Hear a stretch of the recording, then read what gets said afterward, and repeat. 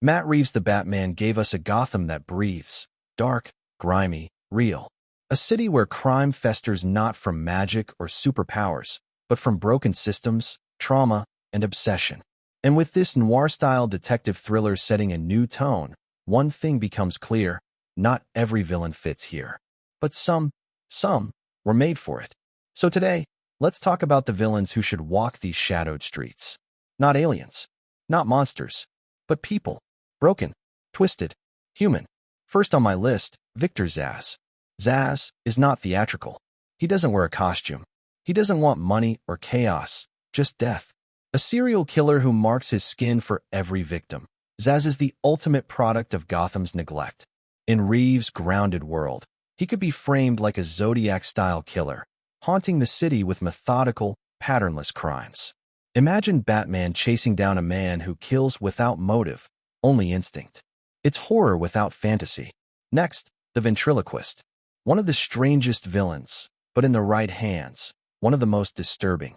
Arnold Weskier, a meek man who channels his rage through a puppet, Scarface. In Reeves' world, this becomes a story of untreated mental illness. A man used by criminals as a front, slowly losing touch with reality. A ventriloquist with dissociative identity disorder. One who sees the puppet as the real boss. Tragic, terrifying, and all too believable. Now for Professor Pig.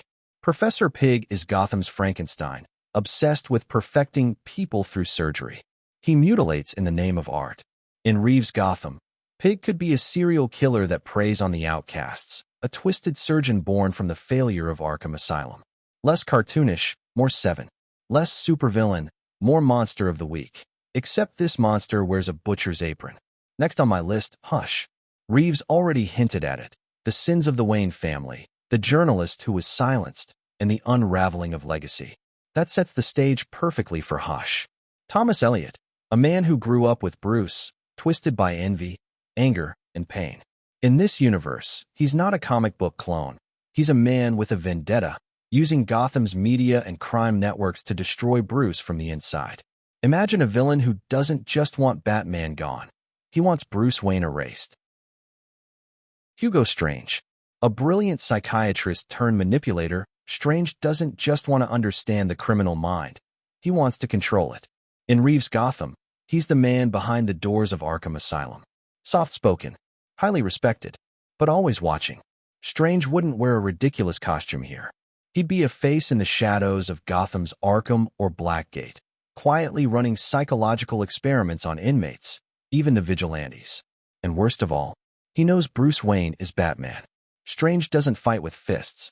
He plays the long game, gaslighting, corrupting, and forcing Batman to question whether he's the cure or the disease. And last on my list, Two-Face. Harvey Dent doesn't need acid or CGI to be terrifying. In Reeves' Gotham, he's the perfect tragic evolution. A man who once believed in order, slowly corrupted by a city that doesn't care about fairness. Imagine this. Harvey is Gotham's new district attorney, rising in the aftermath of Falcone's downfall. But the deeper he dives into the city's filth, the more broken he becomes. Instead of a sudden accident, his transformation could be slow. Psychological. A man forced to make impossible choices, until he lets a coin make them for him. Two-Face represents Gotham's core theme. What happens when good men snap? In this world, he's not a villain, he's a warning. And maybe, a mirror to Batman himself. The best villains for Reeves' world aren't the ones with the biggest explosions or the flashiest costumes. They're the ones who feel like Gotham. The ones who make Bruce question why he wears the cowl in the first place. Because in this version of Gotham, evil isn't always loud. Sometimes it's quiet. It whispers. It hides in plain sight. And it cuts deep.